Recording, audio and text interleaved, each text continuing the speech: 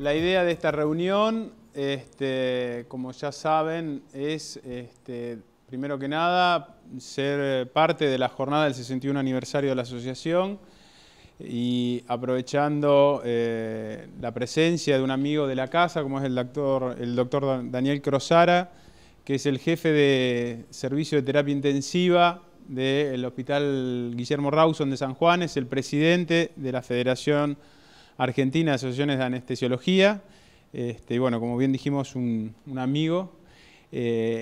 Y aprovechando también que gracias a la gestión y el eco que tuvo esa gestión a través de distintas reuniones que llevamos a cabo con el Ministerio, se logró comprar equipamiento para los efectores públicos de la ciudad, tanto provinciales como municipales. Ese equipamiento es esta mesa que vemos acá y el doctor es experto en la parte de ventilación mecánica, asistencia respiratoria mecánica, entonces se vino a desasnarnos un poco en el manejo de la mesa, ¿sí? Le agradecemos profundamente porque esto ha sido bastante a las apuradas, así que le agradecemos mucho su predisposición y esperamos que le sea absolutamente provechoso para todos. Todos vamos a aprender un poco de la experiencia del doctor y vamos a poder sacar el mayor rédito posible de este equipamiento que vamos a tener a partir de ahora para trabajar y brindarle más seguridad a nuestros pacientes. Así que, Daniel, muchísimas gracias. Y adelante. Bueno, muchas gracias. Muchas gracias por invitarme a este evento, a festejar los 61 años. ¿Sí? Tengo muchas personas amigas acá en Rosario, donde hemos trabajado juntos en federación y en otras cosas, como el doctor Pérez, el doctor Gustavo Elena, que nos conocemos hace muchos años. Y bueno, como se hacía este evento, conversando con ellos, dijimos, bueno, se podría organizar algo que tenga que ver con el tema de ventilación mecánica y con las nuevas tecnologías que se van cada vez o están cada vez más en los quirófanos, que han salido de la terapia y que están en los quirófanos y que creo que es tremendamente positivo. Esto es una realidad. A lo mejor ustedes empiezan a funcionar con esta realidad. Esta realidad ya viene de hace algunos años y obviamente que el futuro es esto, ¿sí? El futuro de la ventilación mecánica pasa por todo esto. A ver, yo trabajo en San Juan, hace 25 años que trabajo en terapia intensiva de ese hospital que ustedes ven ahí. Tengo el orgullo de ser uno de los que inició esta terapia y en la parte privada hago anestesia, ¿sí? En la parte pública también me saben invitar a hacer anestesia. Ese que ustedes ven ahí es el Hospital Nuevo que tiene San Juan, es un hospital provincial. Ustedes ven el frente, tiene tres fases, ¿sí? Nosotros, la terapia intensiva adulta va en la fase 3, que está funcionando la fase 1 y 2. La fase 3 recién la entregan el año que viene, así que la estamos esperando. Los quirófanos están acá, o sea, ya están funcionando. A veces voy a hacer anestesia en cirugía cardiovascular, se hacen a nivel hospitalario, cirugía cardiovascular, y voy a trabajar con los residentes. En este momento tenemos 10 camas de terapia y como recibimos mucha derivación y tenemos protocolos muy estrictos en lo que se refiere a internación, porque tenemos pocas camas, entonces tenemos muchos pacientes ventilados y tenemos una media de 6.6 días de ventilación, ¿sí? Entre los que se extuban apenas llegan, hasta los distresados, los obstructivos, que tienen mucho tiempo. Y ahora les voy a pasar la competencia, ¿sí? Nosotros trabajamos con esto es General Electric, ¿sí? Esto es una pantalla de función pulmonar, curva de presión y de flujo. Ahí tienen curvas de complacencia, ¿sí? Volumen sobre flujo, ¿sí? Y este es un monitor hemodinámico. Acá tienen la pantalla de función pulmonar, ¿sí? A ver, General Electric y Dräger es como si uno fuera a elegir entre un Mercedes-Benz y un BMW.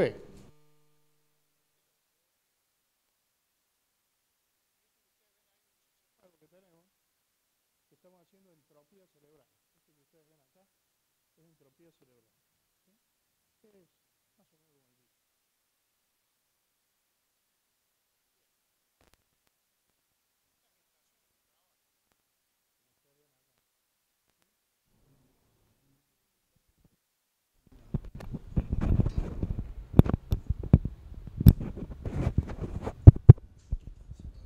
¿Se apagó? ¿Ya está? No, está bien. Estas máquinas de anestesia o estaciones de trabajo, ¿sí? Ahí ustedes ven en una foto de la Fabius Plus, ¿sí? De acuerdo a este comité de estandarización europeo, se define como un conjunto de módulos que realizan un trabajo específico. Y ese trabajo y ese conjunto de módulos está dado por el suministro de gases, ¿sí? En este caso tenemos nada más que oxígeno aire y óxido nitroso, si trabajan con óxido nitroso, suministro de vapores anestésicos a través de los vaporizadores de dial o los electrónicos, ¿sí? La conducción de gases, ¿sí? A través de la máquina, la eliminación de los gases anestésicos, la monitorización, en este caso nos vamos a referir a la monitorización respiratoria nada más, las alarmas y protección y el ventilador anestésico. Esto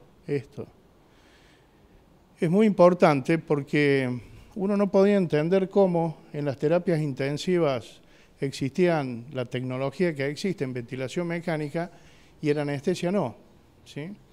Por eso digo que los fabricantes fueron incorporando a estas máquinas o estaciones de trabajo todos los ventiladores microprocesados, que son la última generación de ventiladores, a las máquinas de anestesia, ¿sí?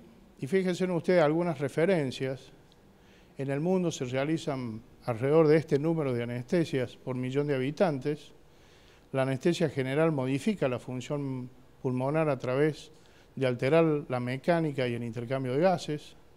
Esta alteración es transitoria y la función normal se recupera después de la anestesia y la cirugía, dependiendo de la patología previa y del tipo de cirugía, ¿sí? Ahora bien, los pacientes puedan desarrollar complicaciones respiratorias en el acto quirúrgico o en el postoperatorio inmediato, y si bien el porcentaje de estas complicaciones en cirugía general, el número de personas afectadas es bajo, pero porcentualmente es muy importante. Y lo que uno ve desde la terapia intensiva muchas veces, que hay ciertos pacientes con ciertas modalidades ventilatorias, que cuando van al quirófano le sacan esas modalidades ventilatorias y obviamente se deteriora todo lo que uno consiguió en la terapia intensiva y el paciente en el intraoperatorio sufre cambios respiratorios muy importantes, a veces con alteraciones gasométricas muy importantes, que lo mantienen durante un tiempo en el quirófano y cuando viene a la terapia cuesta muchas veces remontar todo eso y a veces no se puede remontar, ¿sí? Ustedes deben tener en los quirófanos, me imagino, pacientes con injuria pulmonar que son más fáciles de manejar desde el punto de vista ventilatorio, pero pacientes distresados. Y el paciente distresado, la modalidad ventilatoria que se usa, las maniobras de apertura pulmonar y cómo se trata de mantener el pulmón abierto y no distenderlo el pulmón, que se consigue en la terapia, muchas veces va al quirófano y nada de eso se hace y el paciente está muy hipóxico, con mucha desaturación y vuelve después de varias horas de quirófano en ese estado de la terapia intensiva. Con estas máquinas nuevas, con estos monitores respiratorios nuevos, se pueden hacer muchas cosas que con los anteriores era muy difícil hacerlas, ¿sí? Y fíjense en los efectos de la anestesia que tienen sobre el sistema respiratorio, fundamentalmente esto, disminución de la capacidad residual funcional y obviamente cae la complacencia y aparición de una marcada desigualdad de Q. Generalmente con pulmones normales no incide mucho y sobre todo porque en anestesia también se... ¿Y esto por qué?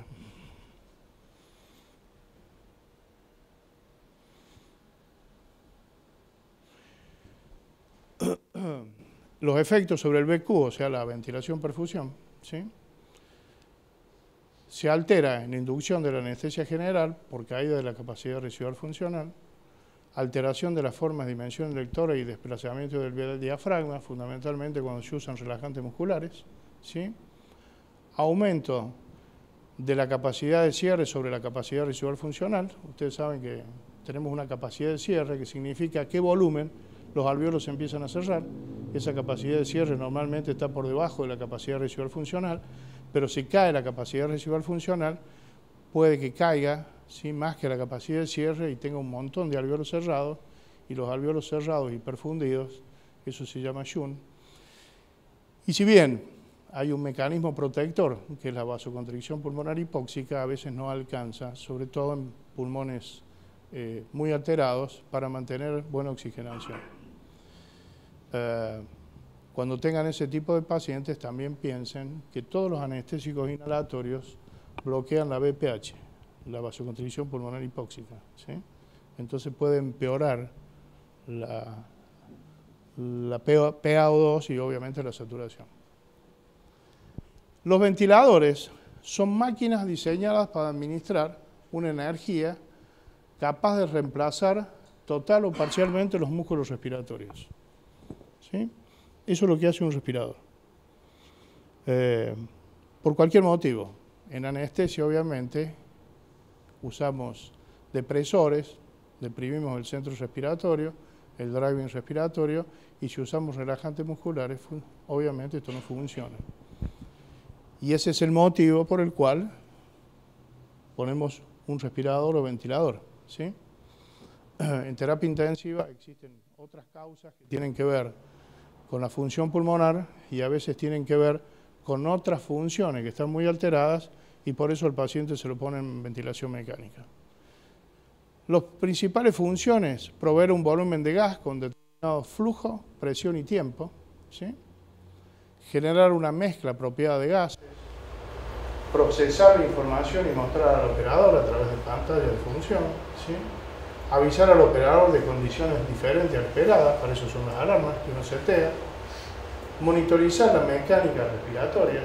A nadie se le ocurriría hacer una anestesia sin monitorizar algo de la hemodinámica, un ECG, tensión arterial, saturometría, que tiene que ver con el pulmón y con la hemodinámica, con las dos cosas, ¿sí? Sin embargo, se hace anestesia sin monitoreo de la función respiratoria, cosa que es muy importante, como ya vamos a ver, ¿sí? Acondicionar el gas, ¿sí? Y a veces entregar la ingresión. En anestesia nos sirve para entregar medicación, que son los anestésicos inhalatorios, ¿sí? O sea, el que empuja al flujo de gases frescos es el ventilador. Antes lo hacíamos con las manos, ahora hay unos aparatos que lo hacen, ¿sí? Bien. Entre los bloques funcionales de los respiradores, ustedes tienen todo esto, ¿sí? Pero nos vamos a detener fundamentalmente en esto, en los esquemas de control, en las variables de control y en las variables de fase, para empezar a definir y hablar el mismo idioma de cuando hablemos de BCB, de PCB, ¿sí? Qué es el disparo, qué es el límite, como ustedes ven ahí, ¿sí? Y lo otro muy importante tiene que ver con los gráficos, ¿sí? Los gráficos de función pulmonar. Y estos gráficos y el monitoreo de estos gráficos, fíjense ustedes todas las utilidades que tienen. Confirma los modos ventilatorios y su programación. Ustedes ven una pantalla de función pulmonar y ya más o menos se dan una idea de qué modo están usando. Detecta mal funcionamiento del equipo, evalúa los tiempos respiratorios y la relación IE, detecta si ustedes tienen autopico, pico intrínseco, mide la mecánica respiratoria, puede determinar niveles apropiados de PIB, evalúa la situación fisiopatológica del paciente, fisiopatológica pulmonar, optimiza la interacción paciente-respirador cuando usa modalidades asistidas o espontáneas, determina y ajusta el nivel de disparo para esto, determina los criterios a utilizar en PSB, expresión de soporte, reduce las complicaciones inducidas por la ventilación mecánica. Eso es tremendamente importante, sobre todo, como dijimos recién, en pacientes, por ejemplo, estresados. Y evalúa la terapéutica farmacológica.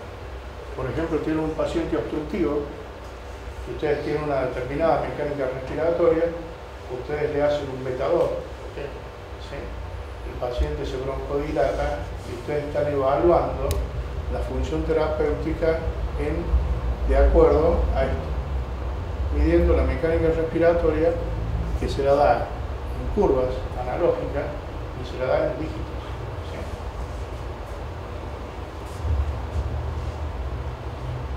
Muy bien. La ventilación mecánica, entonces, es un procedimiento utilizado para sostener la respiración de modo transitorio durante el tiempo necesario para la recuperación de la capacidad funcional del paciente para que pueda reasumir la ventilación espontánea.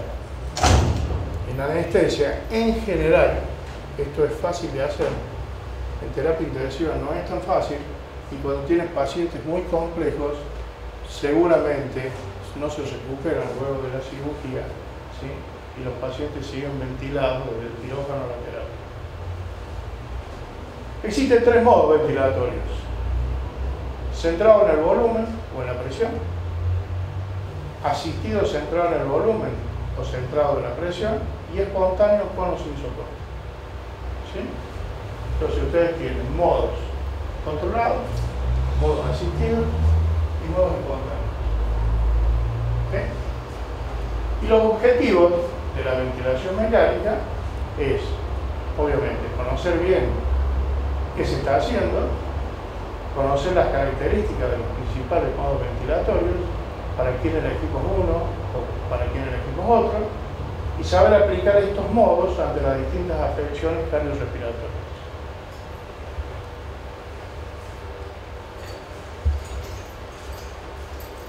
No sé por qué aparece este cartel. Bien, entre los objetivos fisiológicos, soporte o control del intercambio gaseoso, aumento del volumen, reducir o controlar el trabajo respiratorio, y entre los objetivos clínicos, miren todos los que tienen. En anestesia, en general, se hace para esto: permitir sedación, analgesia, bloqueo neuromuscular y obviamente la anestesia general, ¿sí? Donde hacemos todo esto. Pero hay un montón de otros objetivos clínicos por la cual los pacientes necesitan asistencia respiratoria mecánica. Y fíjense en esto: prevenir la lesión pulmonar producida por la ventilación mecánica. La única forma de poder prevenir la lesión pulmonar, por lo menos intentar prevenir la lesión pulmonar, es a través de las mediciones de la mecánica pulmonar.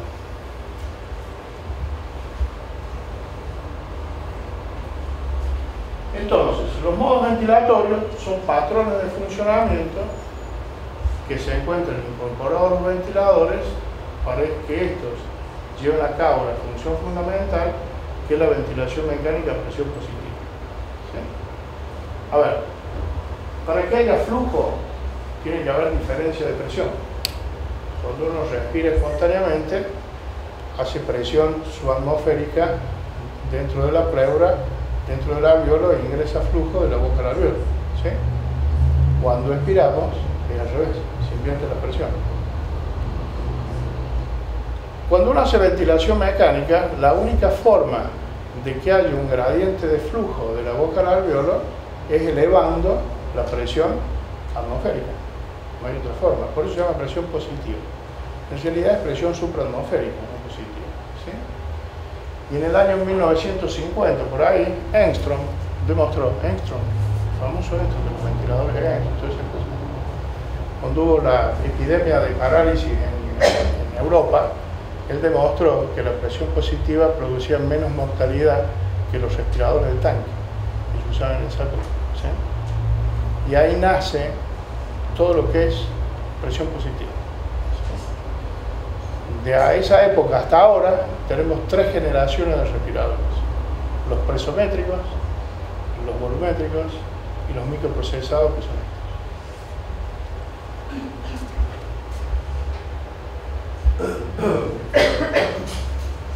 Entonces dijimos que teníamos variables de control y variables de fase. ¿Sí? Las variables de control ya las definimos y tienen que ver con el volumen, el flujo, la presión y el tiempo. Y las variables de fase, ¿sí?, son las variables que determinan los cambios de fase, ¿sí? O sea, la secuencia de inspiración-expiración, de expiración-inspiración, que son guardadas en la memoria de los microprocesadores, ¿sí? Y esto tiene que ver el gatillado con el comienzo de la inspiración, el límite dependiendo de la variable de control que usen es el límite, puede ser el límite flujo, volumen o presión, el ciclado, que es el paso de la inspiración a la expiración, y la línea de base, que puede ser 0 o usar un determinado PIP. ¿Sí? Bien.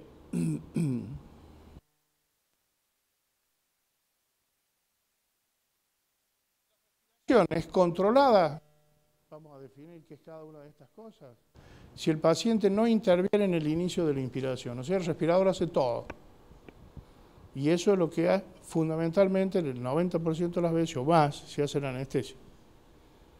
O sea, el paciente no determina ni el inicio de la inspiración ni el fin de la inspiración. ¿Sí? Es mandatoria asistida si interviene en el inicio, pero no el fin del ciclo. Es espontánea si inicia la respiración y también decide su fin. Pero con los respiradores nosotros podemos usar respiración espontánea con algún tipo de soporte, que puede ser con CPAP o puede ser con presión de soporte, ¿sí? O sea, si ustedes pueden seguir este algoritmo,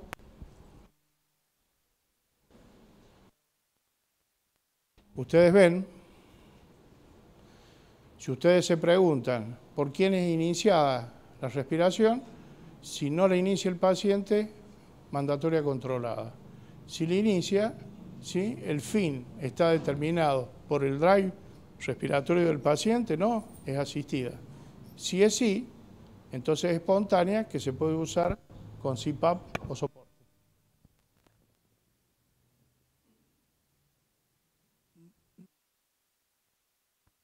Entonces, el disparo, que dijimos que es el fin de la expiración y el comienzo de la inspiración, puede ser comenzado por el paciente o el ventilador, según se trate de los modos asistidos o controlados, por la definición anterior.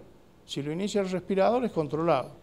Si el paciente hace un esfuerzo y lo inicia él, es asistido. ¿Sí? El límite depende de las variables de control que nosotros usemos, que puede ser por presión o volumen-flujo. ¿Sí? Su valor, miren, nosotros lo programamos y eso no puede superarse. Si nosotros le ponemos un volumen de 500 mililitros, no le va a dar 600 ni 700, 500. Eso lo determinamos nosotros. Si nosotros le damos en las formas PCB una presión de 20, llega hasta 20 y no pasa de 20. ¿Sí? El ciclado, dijimos que es el cambio, y se puede establecer por tiempo, por volumen.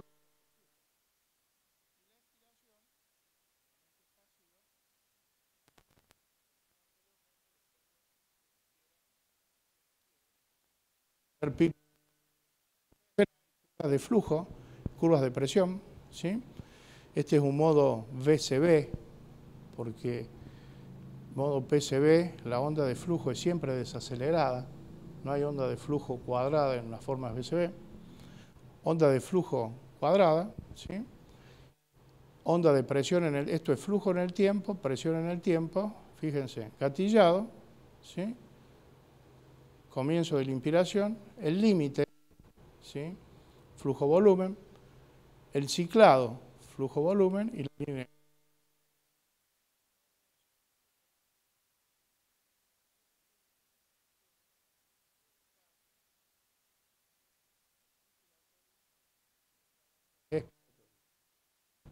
Esto es flujo cero, ¿tá? Y acá lo que se puede ver en esto, que tiene un pequeño plató, ¿sí? o que el tiempo inspiratorio es muy prolongado. Y la onda de PCB, que son siempre desaceleradas, acá se puede usar onda respirador.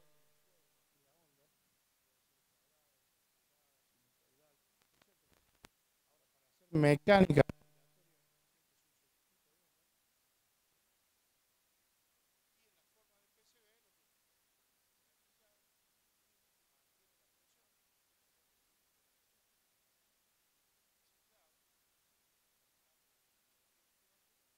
Y línea de base. ¿Correcto? ¿Entienden algo? Me lo dicen y paramos ahí. Entonces, ustedes tienen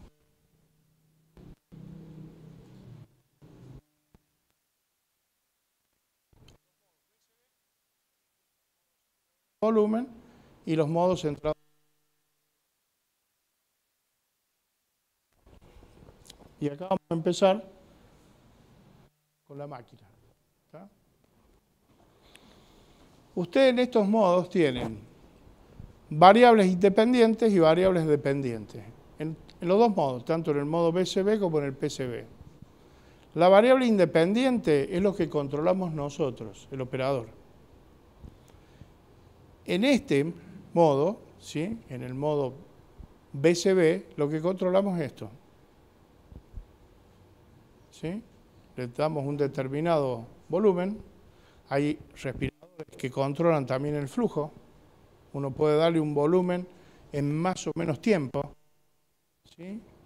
Si nosotros le ponemos 500 centímetros cúbicos de volumen y tenemos otro seteo de flujo, si le damos menos flujo para ese volumen, lo hace en más tiempo.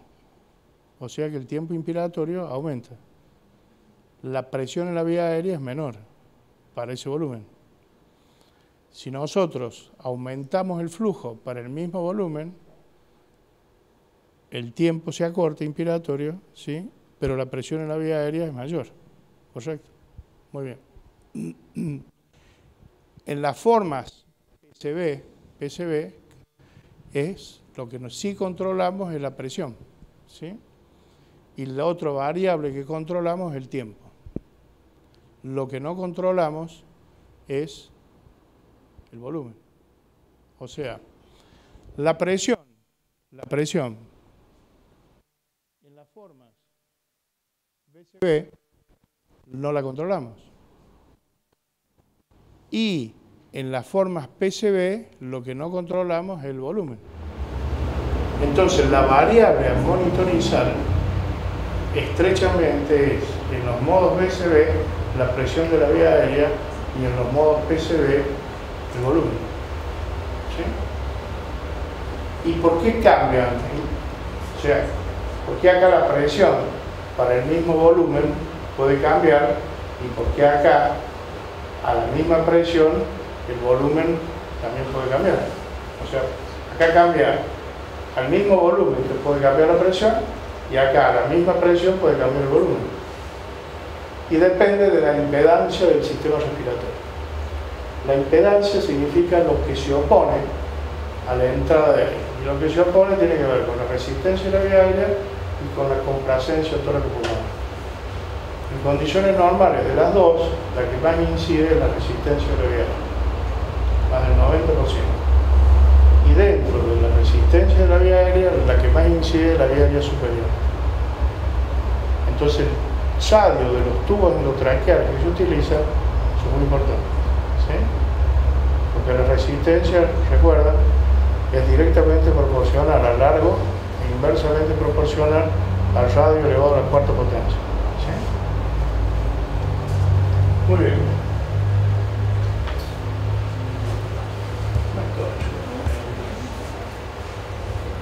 Entonces, después que tenemos estos conceptos, ¿sí? Decimos, bueno, tenemos una de las mesas top, de las marcas top del mundo, porque Brailler es una marca top en el mundo. ¿Sí? Por suerte lo tenemos, bueno, vamos a empezar a utilizar. ¿Sí?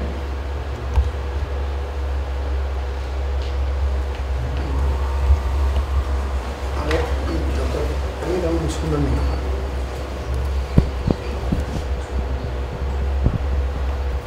Me decía el ingeniero ¿cómo es tu nombre? Marcelo Benítez. Marcelo. Que vieron que acá hay todos estos cuadraditos de blanco, ¿sí? Que uno puede meter en la mesa, ¿sí? Otros modos ventilatorios, que es el que trae en este momento, ¿sí? Puede meter otros modos, estos son sistemas abiertos, yo no soy ingeniero, pero sé que vienen con una computadora y lo meten adentro, ¿sí? Nosotros hemos metido ahora hace poco en un maquete el Open LAN Tool para hacer el reclutamiento alveolar, y vienen con un software y lo meten en el. Bueno, esta mesa, como ven, tiene todo un chequeo cuando ustedes la ponen en marcha, que cualquier duda técnica ahí lo tienen al ingeniero, ¿sí? Y con esto fuga,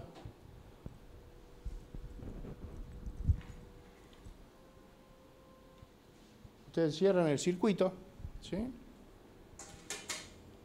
Setean fuga y le va diciendo, está abierto el oxígeno, ¿no? Sí. Ahí está el menú. Sí. Lo que dice ahí. Lo voy siguiendo. ¿Ustedes leen? ¿Lo leen? Cerrar todas las válvulas de control de gas fresco. Coloque la pieza en el conector, como lo hemos colocado, para cerrar el circuito. Cierre herméticamente el conector de línea de muestra. Poner válvula de APL en posición MAN y establezca el valor 40-50. 40-50, ahí está puesto, ¿sí? Presione el botón ducha oxígeno y crea una presión de 15 a 30. ¿Cuál es el botón? Ajá.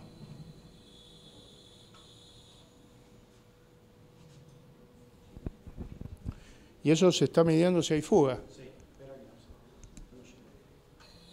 No llegaste. ¿Sabes qué? A lo mejor no tenés buena presión. A ver.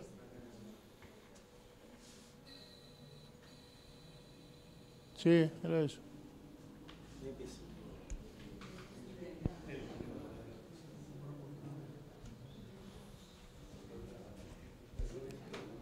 Ya le está midiendo si hay fuga en el ventilador, fuga en el sistema y la complacencia. Eso de medir complacencia del circuito es muy interesante. Si ustedes usan para mecánica pulmonar, ¿sí? A ver, hay dos formas de monitorizar mecánica pulmonar con estas máquinas o con un respirador de terapia, ¿no? Una es hacerlo con los sensores que tiene acá atrás la máquina y otra es hacerlo con sensores o el muestreo que lo tomen de la boquilla del tubo endotraqueal, ¿sí? Si lo toma de la boquilla del tubo endotraqueal, ustedes saltean todo esto y están viendo exactamente lo que pasa en la vía aérea y en el pulmón y la caja torácica, ¿sí? Ahora viene un sistema, han ideado un sistema que lleva una sonda, todavía no está en anestesia, ¿eh?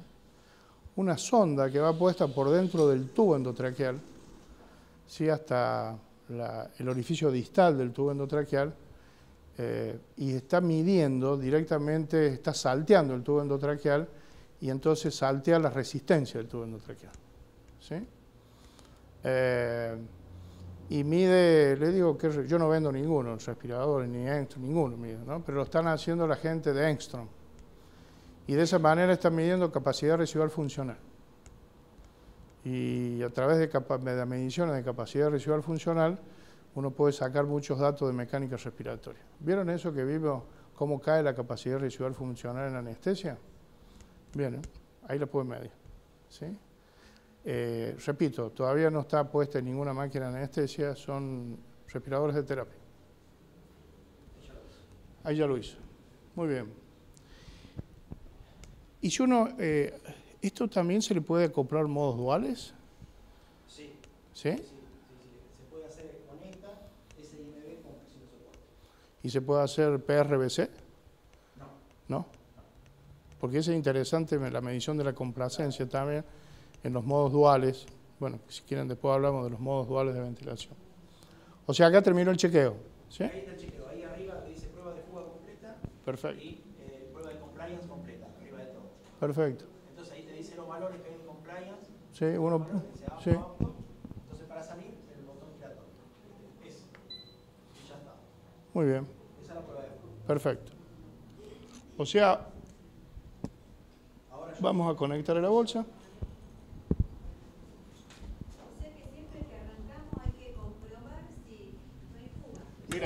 Mira.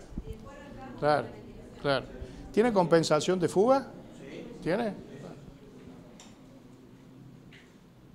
No recuerdo mal, pero creo que hasta 80 litros de Ah, lindo, lindo.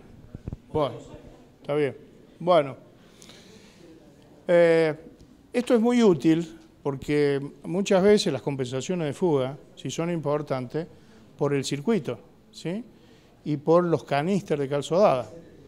Muchas veces están mal colocados y con la compensación de fuga te das cuenta, ¿sí? Y sobre todo, si uno, porque estas máquinas están pensadas también para hacer bajo flujo en anestesia, ¿sí? Si uno va a usar bajo flujo en anestesia, también tiene que tener mucho cuidado con las fugas, ¿tá?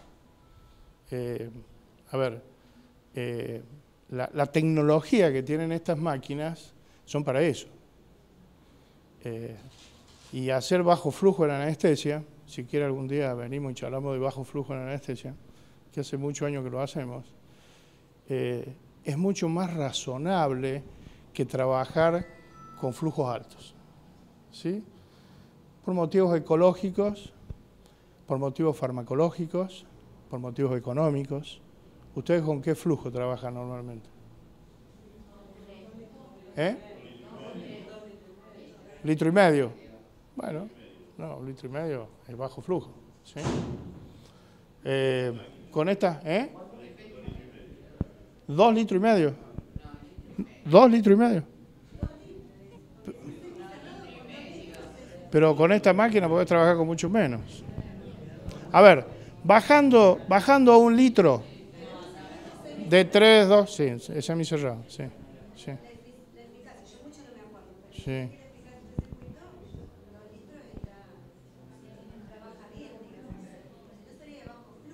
No, 2 litros es bajo flujo.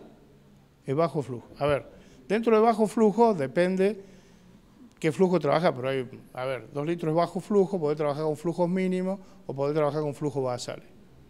Flujos basales significa consumo de oxígeno, ¿sí? Consumo metabólico. Lo que pasa es que trabajar con consumo metabólico de oxígeno, que son alrededor de, para una paciente de 70 kilos, 250, 300 por minuto, ¿sí? Mililitros de oxígeno minuto, el consumo de oxígeno está alrededor de 3, 4 mililitros kilo, más o menos, ¿sí? En anestesia baja un poco, ¿sí? Porque todas estas drogas deprimen el metabolismo. Trabajar con 250 mililitros está trabajando en el límite. Si de pronto aumentó el consumo de oxígeno, quedó hipóxico, ¿sí? Entonces, y desde el punto de vista económico, o desde el punto de vista farmacológico o ecológico, no tiene mucho sentido. Y del ahorro tampoco tiene tanto sentido, ¿sí? Aparte, los vaporizadores convencionales parten de más arriba para dar salida de vaporización de acuerdo a lo que uno le pone en el dial, ¿sí? Creo que empiezan en 400, 500 mililitros más o menos. Tienen que tener vaporizadores electrónicos para hacer eso. Pero para mí no tiene sentido. Ahora, trabajar con 1 litro de oxígeno, aire. Yo trabajo con aire y oxígeno. ¿Usted trabaja con aire? Aire y oxígeno. Bien. ¿Óxido nitroso trabajan o no? No. Bien. Trabajar con oxígeno-aire, ¿sí? Con 1 litro entre los dos, el ahorro que uno hace es tremendo. O sea, bajar de 3 litros a 2 litros y bajar de 2 litros a 1 litro es muchísimo el ahorro que uno hace. Ya un poco más abajo no tiene mucho sentido. Pero estas máquinas, con 1 litro, son tremendamente seguras, tremendamente seguras. A 1 litro, perfecto. Perfecto vaporiza. ¿Sí? Y menos también, ¿eh? Y menos también. O sea, con esta máquina, 1 litro, sobrado el margen de seguridad que uno tiene. Sobrado. Bien. ¿Qué le pasó? Bien. Bien. Una vez que se hace todo este seteo, que no tiene fuga y todas esas cosas, entonces lo que hacemos es... Ustedes ven que esto tiene rotámetros para bajos flujos, esta máquina. ¿Sí? Bien, miren, ahí está, ahí lo ven bien, ahí lo ven bien. ¿Dónde puse el marcador? Acá. Acá está. Si vos los podés, exactamente. ¿Ven los rotámetros que tiene para bajos flujos? ¿Sí? Tanto de oxígeno como de aire. ¿Sí? Estos son de oxígeno y este es de aire. ¿Sí? O sea, si ustedes ponen, vamos a suponer, 600 mililitros de aire y 400 mililitros de oxígeno, que es 1 litro, ¿sí? Tienen una FiO2 alta, ¿sí? Pulmones normales, ¿sí? Y tienen un consumo, o sea, un gasto de anestésico tremendamente bajo. Estas máquinas en hospitales donde tengan mucha cantidad de anestesia, estas máquinas se pagan solas. Porque si uno saca la cuenta de cuánto gasta con las otras máquinas usando 3, 4 litros y cuánto gasta con esta máquina usando 1 litro, en poco tiempo se pagó. ¿Sí? Y después la seguridad, ¿no? Obviamente. Bien. Entonces ponemos modos BCB, porque estas máquinas traen modo BCB, no traen PCB, ni traen asistida, ni esta. No quiere decir que no se le puede poner. Para eso están estos casilleros, para que después cuando le pongan uno lo setee y entre en ese modo ventilatorio. ¿Sí? Entonces, en el modo BCB, si ustedes ven ahí, que es modo centrado en el volumen, ¿sí? Ustedes setean un volumen corriente determinado, que está alrededor de... ¿Cuánto usan ustedes? 10 mililitros kilo. Bien. 10 mililitros kilo. 50 kilos. 500 mililitros. ¿Sí? Esto se puede usar en cualquier edad. Cualquier edad. Cualquier edad. Eso es lo otro que tienen de bueno estas máquinas. Que se puede usar en cualquier... Ahora, lo ideal, si uno lo va a usar en neonato y qué sé yo, es poner el modo PCB. ¿Sí? Bien, que me dijo el ingeniero que son baratos. O sea, creo $4.000, más o menos. $4.000 para esto. No es nada. Vienen ellos, claro, vienen ellos y te lo instalan. Y acá te va a salir PCB, ¿viste? Bien, porque estas son máquinas abiertas. ¿Te acordás que antes salía algo nuevo? Igual que los monitores, salía algo nuevo y había que comprar un monitor nuevo o un respirador nuevo. Ahora no. Ahora son sistemas abiertos que sale un modo nuevo, vienen y se lo instalan en la misma máquina. ¿Sí? Bien. Entonces, volumen corriente determinado. ¿Sí? Muy bien. En los modos BCB, dependiendo de los respiradores, uno puede también elegir la onda de flujo. ¿Sí? En esta no. ¿Sí? Es flujo cuadrático. Siempre los flujos en modo BCB son cuadráticos. Y de ahí le pueden agregar, dependiendo del equipo, flujo desacelerado, etcétera, etcétera. Diferencias. Bueno, para el mismo volumen, un flujo cuadrático produce un poco más de presión que el flujo desacelerado. ¿Sí? Y dicen que la distribución intrapulmonar de gases con flujo desacelerado es un poco mejor que un flujo cuadrático. La verdad, esos son en los libros. Nosotros en la práctica no lo vemos, nada de todo eso. Bien. Entonces, 500 mililitros, ¿sí? Ponemos qué frecuencia queremos, no sé qué frecuencia quieren, 12 por minuto, 12 por minuto, ¿sí? La relación IE, acá le dicen, tiempo inspiratorio y tiempo expiratorio, ¿sí?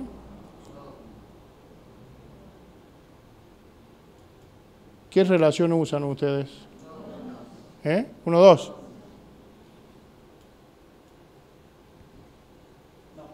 Era del otro, sí, tenés razón. 1, 2. Lo que pasa es que hay que tener cuidado cuando uno elige esto, la relación IE. ¿Por qué le ponen ustedes 1, 2?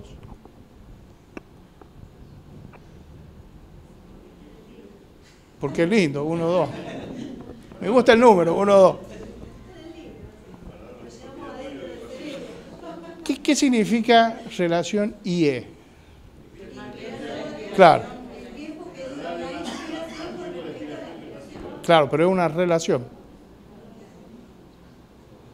Dependiendo de la frecuencia y del volumen, los tiempos de cada uno puede variar. Y entonces, y ahí empieza el problema. Yo creo que pongo 1, 2 y está todo bien, porque me dicen que el tiempo expiratorio tiene que ser mayor que el tiempo inspiratorio, fundamentalmente por problemas hemodinámicos, fundamentalmente, ¿sí? Porque si no, la presión media de la vía aérea es mucho más alta, mejora la oxigenación, obviamente, o por lo menos uno supone que mejora la oxigenación, que está directamente relacionada a la presión media de la vía aérea, pero desde el punto de vista hemodinámico tiene otras alteraciones, ¿sí? Porque la presión positiva es todo lo contrario de la fisiología normal, ¿correcto? Bien. Pero el problema es que uno no mide los tiempos en segundos que dura uno y otro, ¿sí? Che, me había olvidado.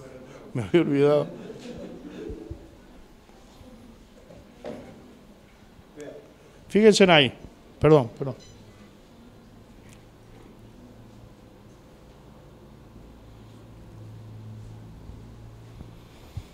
Ahí traje los tiempos, ¿sí?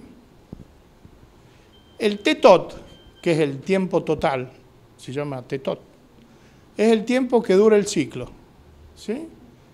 T-tot es igual a 60 dividido la frecuencia, 60 segundos, 1 minuto, obviamente, ¿sí?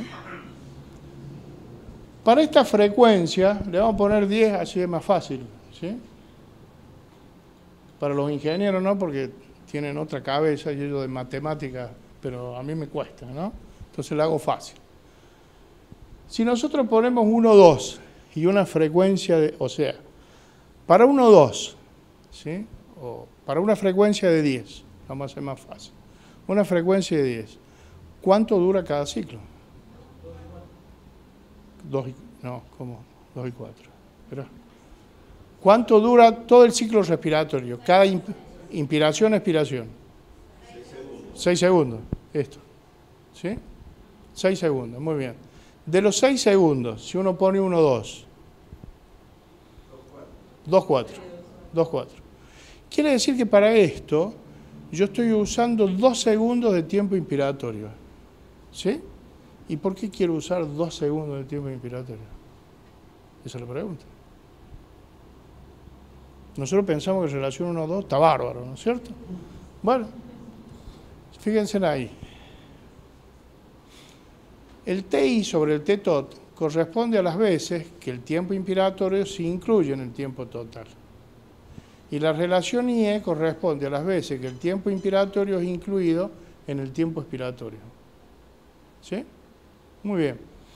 Ahora, ¿por qué uso 2 segundos de tiempo inspiratorio? Dijimos que la seteábamos ahí, a la máquina. Bueno, ahora ustedes díganme por qué quieren usar 2 segundos de tiempo inspiratorio. Porque ustedes me dijeron que lo pongan así. ¿Es mejor?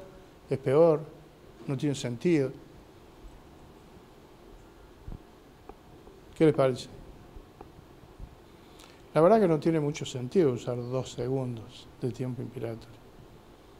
¿sí? Lo normal, ¿cuánto es? Pulmones normales estamos hablando, ¿no? 1,4, 1,3, ahí está, ¿sí? Los tiempos inspiratorios, ¿está? Por debajo de 0,8 segundos puede hipoventilar el paciente, ¿sí? Y por encima de eso que yo le estoy diciendo, si uno ve ondas de flujo, muchas veces se da cuenta que está usando tiempos inspiratorios a lo mejor demasiado altos. ¿Está? Muy bien. Vamos a otra cosa, ¿sí? Nosotros pusimos 10 y de pronto tenemos un paciente obstructivo, que ahí está el tema, fundamentalmente ahí está el tema. Estamos ventilando un paciente obstructivo. ¿Cuál es el problema que tiene un paciente obstructivo? El problema que tiene es sacar el aire. Sacar el aire, ¿no es cierto? Muy bien. Quiere decir que la forma en que yo lo tengo que ventilar, lógicamente, es permitir que el tiempo expiratorio sea lo más prolongado posible, de acuerdo a su resistencia, como están las resistencias, para que saque la mayor cantidad de aire posible. Porque si no, se produce la PIP intrínseca, ¿sí? O sea, cuando el respirador dispara nuevamente, cuando empieza la inspiración, todavía está sacando aire, ¿sí? Eso produce PIP intrínseca, ¿sí? Y eso puede llegar a ser bastante peligroso, tanto para el pulmón como la hemodinamia, de acuerdo a cuánto aire queda atrapado y de acuerdo a cuánta PIP tiene. Para la misma PIP no es lo misma la cantidad de aire atrapado, ¿sí? Hay respiradores que le miden la PIP intrínseca y cuánto aire tiene atrapado, ¿sí? ¿Está? No es lo mismo una PIP de un pulmón muy complaciente, ¿sí? ¿Está? Que la PIP de un pulmón duro. Un pulmón duro, para la misma autopIP, ¿sí? Va a tener menos volumen dentro del pulmón que un pulmón con una complacencia alta, ¿sí? Los fumadores, ¿no? Que después hacen enfisema y todas esas cosas, de eso estamos hablando. Entonces, si yo le pongo esta relación a un paciente obstructivo, a mí me va a parecer que está bien, 1,2, pero resulta que está muy mal, 1,2. ¿Sí? Entonces, cuando yo pienso en relación IE, lo tengo que pensar también en términos de tiempos, no de relación, sino de tiempos. Y los tiempos lo voy a ir ajustando al paciente. A ver, todo esto se ajusta al paciente. Yo no puedo ajustar el paciente a esto, ¿sí? ¿Está? Entonces hay que tener cuidado de qué es lo que estoy ventilando, ¿sí? Entonces voy a ir buscando esta relación de acuerdo a la conveniencia que tiene el paciente. ¿Está? ¿Sí? Bien, entonces cuando se den relación IE, tengan en cuenta eso.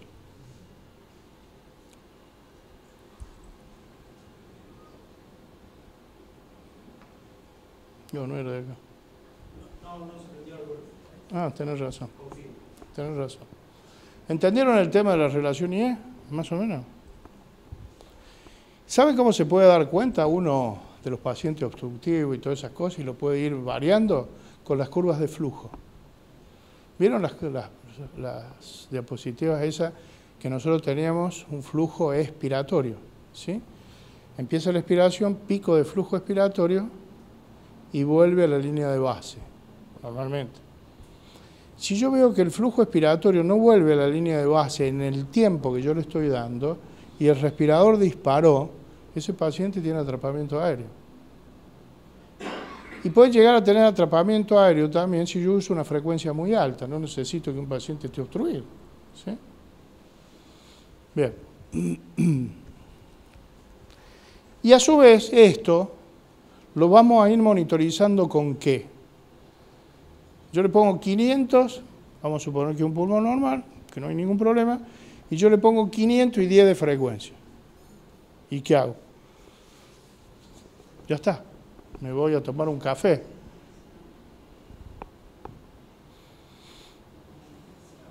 ¿Qué hago? ¿En qué me fijo?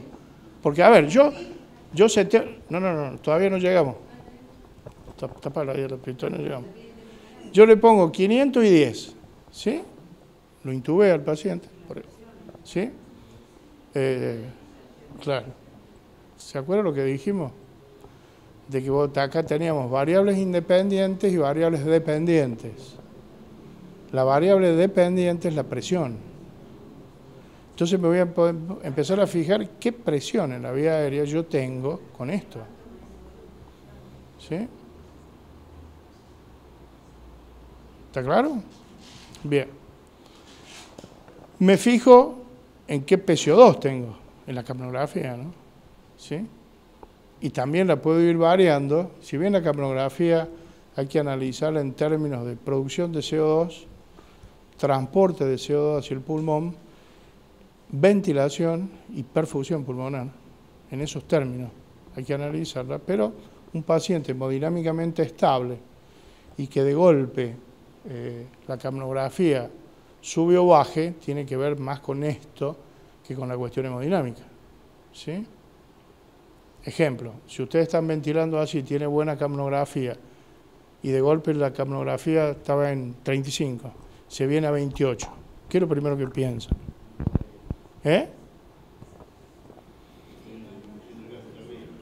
Claro, que es hipotenso.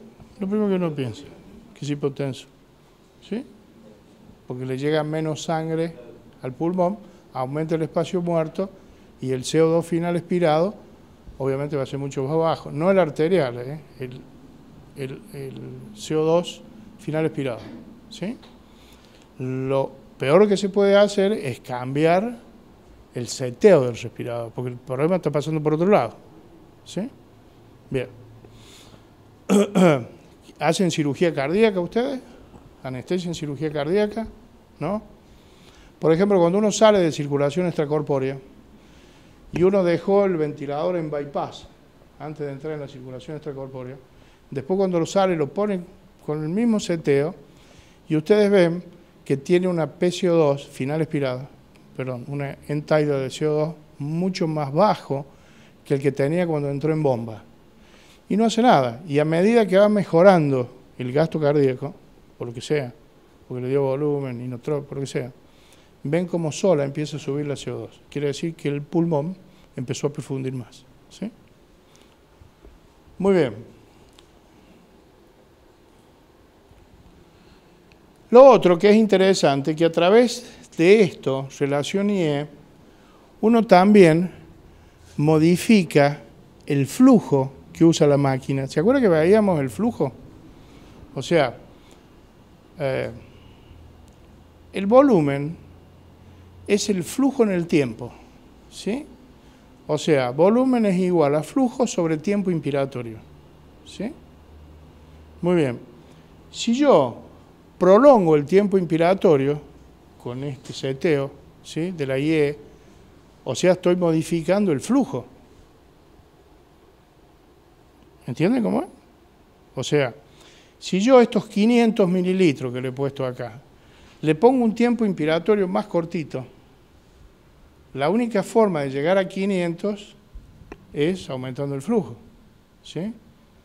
Obviamente la presión en la vía aérea va a ser más alta. ¿Sí?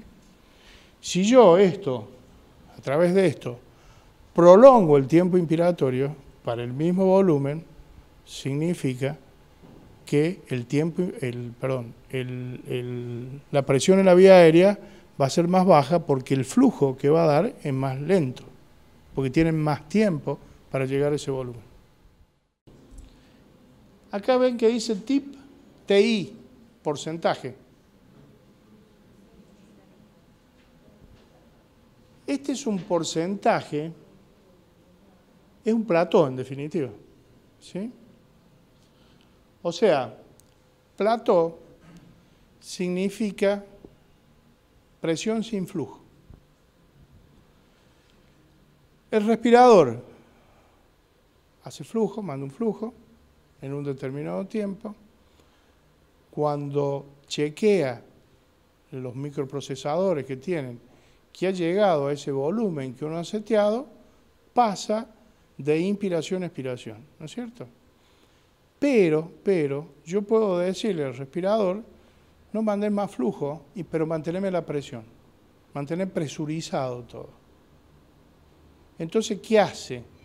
Ustedes que van a ver en las ondas de presión, van a ver un pico y como me va a mantener presurizado, pero sin enviarle flujo, quiere decir no va a haber más volumen.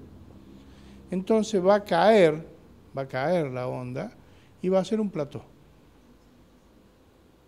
¿Sí? Normalmente, entre la presión pico y la presión plató, hay muy poca diferencia. Son 3 centímetros de agua, 4, muy poca diferencia. Esa diferencia se puede mantener, ¿sí? O puede separarse. Si ustedes, para este volumen que hemos seteado acá, ¿sí? Ustedes hacen un plató y vamos a suponer que le da 20 de pico y 17 de plató. ¿Sí? Si de pronto, para ese mismo volumen, en vez de 20, se va a 27, pero la plató se mantiene en ese mismo porcentaje, ¿sí? De gradiente, o sea, el 5, una cosa así. Lo que nos está diciendo, como estamos midiendo presión sin flujo, ahí lo que nos está diciendo que lo que ha cambiado es la complacencia tóraco-pulmonar. Por cualquier motivo. ¿Sí? Entonces uno ya tiene una idea de que tiene un problema a nivel de complacencia. Si ustedes se apoyan en el tórax del paciente, se van a dar cuenta. Con esa maniobra. ¿Sí?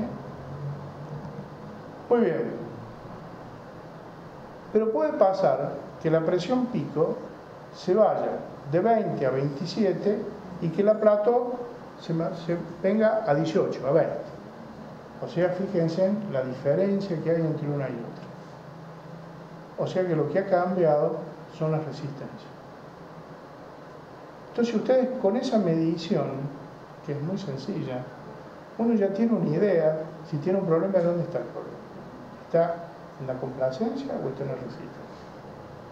Y obviamente que va a tomar acciones para mejorar uno, mejorar la otra. A lo mejor cambió la resistencia porque se llenó el tubo endotraqueal de secreción y cambió la resistencia. Y lo único que tiene que hacer es aspirar. ¿Sí? Por ejemplo. ¿Está claro? Y lo otro que ustedes setean acá es PIP. ¿Ustedes usan PIP habitualmente? ¿Sí o no?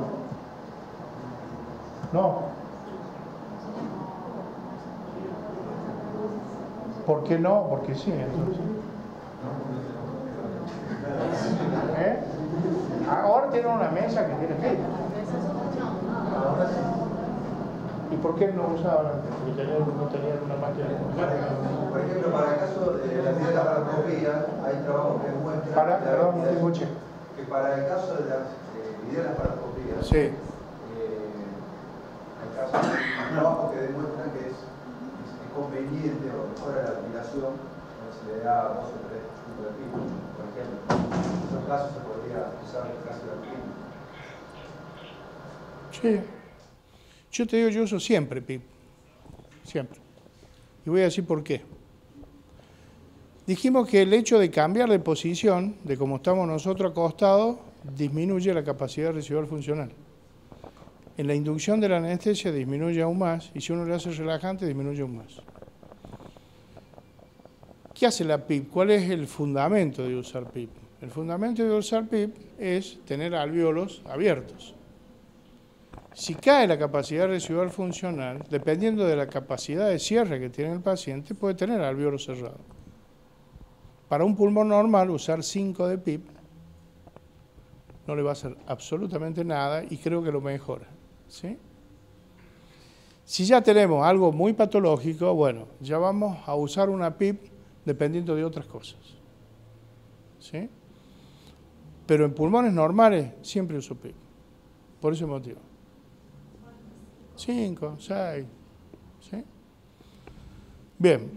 Entonces uno lo seteó así y le da entrada. Y empezó a funcionar. Acá está. Este es un pulmón, ¿sí? Lo voy a poner acá, así lo ven.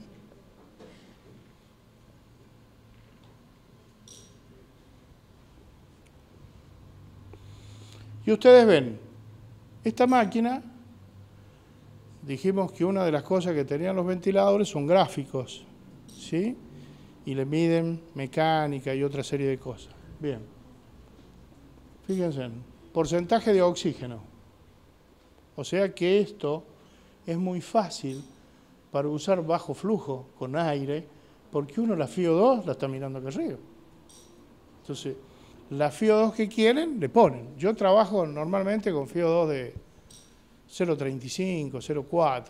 No tiene sentido trabajar con FiO2 más alta en pulmones normales.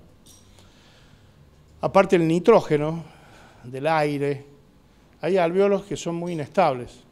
Si usted trabaja con FiO2 alta, el oxígeno se absorbe y se colapsan. El nitrógeno lo mantiene abierto, ¿sí? Muy bien. Frecuencia, ahí lo tienen. El volumen corriente, ¿sí? El volumen corriente que mide es el de salida de la máquina, ¿sí? El volumen minuto, ¿correcto? PIP, presión meseta y presión pico. Obviamente, este no es un pulmón, pero fíjense, si ustedes, volvemos atrás, le hacen plató, ustedes ven acá, en todo momento, qué presión pico y qué presión plató tiene. Y con eso ya tienen una idea muy interesante sobre complacencia dinámica, que la pico porque tiene flujo, y complacencia estática, que la plató. ¿Sí?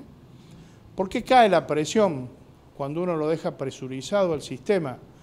Bueno, porque los alvéolos tienen distintas constantes de tiempo, no se llenan todo al mismo tiempo. Entonces, cuando uno lo deja presurizado, se homogeneiza, ¿sí? El pulmón, se llenan primero aquellos alvéolos con constantes de tiempo rápido y después los más lentos, ¿sí? Bien. Y tienen la curva de presión en el tiempo, ¿sí? Esto es presión y esto es tiempo. A ver, presión, tiempo. Y entonces ustedes van modificando todo este seteo o no, de acuerdo a estas variables que tienen y a las otras variables que están midiendo. Saturometría, capnografía, etc. ¿Sí? ¿Está claro? Muy bien. Una particularidad que tiene esta mesa es que tiene pistón. Esto no trabaja con fuelle, sino con pistón. ¿Sí? Y el pistón, si ustedes ven esta bolsa, la bolsa de ventilación manual,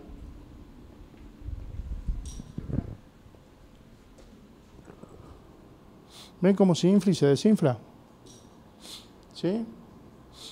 Y es porque durante la inspiración, para dar exactamente el volumen que uno ha seteado acá, ¿sí? Porque ojo, que el volumen que uno setea, si rompimos el pulmón. Rompimos el pulmón. A ver. Ustedes pueden hacerlo de dos formas, una máquina, ¿sí? Una forma, porque a diferencia de terapia intensiva, esto necesita un flujo de gases para arrastrar el vapor anestésico. En terapia intensiva eso no se da, ¿sí? Bien. Entonces, puede haber dos formas. Eso se suma al volumen corriente, ¿sí? Mientras flujos más altos usen, más se suma al volumen corriente. Las máquinas que no tienen esto, ustedes si ponen 500 mililitros y usan un flujo de 5 litros por minuto, el paciente no va en 500 mililitros, va mucho más. ¿Sí? Bien, estas no. Esta es lo que uno setea de volumen corriente, lo que llega al paciente. Entonces hay dos formas que yo conozco. Acá el ingeniero a lo mejor conoce mucho más. Yo conozco nada más que dos formas. Una, como esta máquina que tiene pistón, para que sea exacto el volumen, deriva el flujo de gases frescos durante la inspiración a esta bolsa. ¿Sí? Por eso se infla y se desinfla. ¿Sí? Hay otras máquinas que tienen sensores de flujo y a través de los sensores de flujo que usan, bueno, van restando el flujo de gases frescos que uno usa. ¿Sí? No sé si hay otra forma, ingeniero. No conozco. Bien.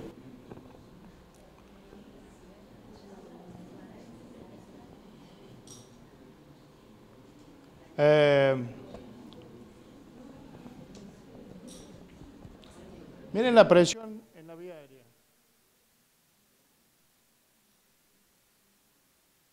¿Sí? Yo estoy haciendo acá como el paciente ha cambiado la complacencia. La complacencia es la relación que hay entre la presión o el volumen y el flujo, ¿sí? Que es la inversa de la elastancia. ¿Está? ¿Está? Miren, presión pico 42, presión meseta 39. Fíjense, se fueron las dos para arriba, pero el gradiente que sigue existiendo es muy chiquito entre las dos, la pico y la plató. ¿Está? Ahora, yo no tengo cómo alterar la resistencia, pero si yo alterara la resistencia,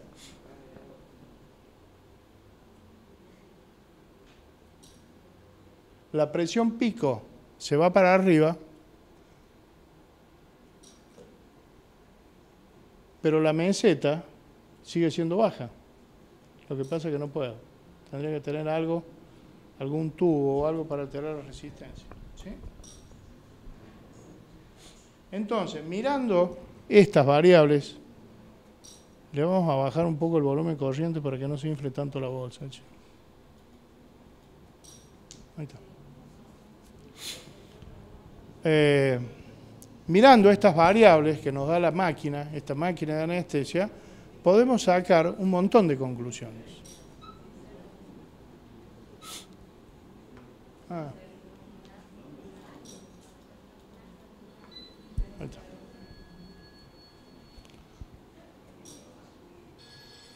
¿Alguna pregunta sobre esto?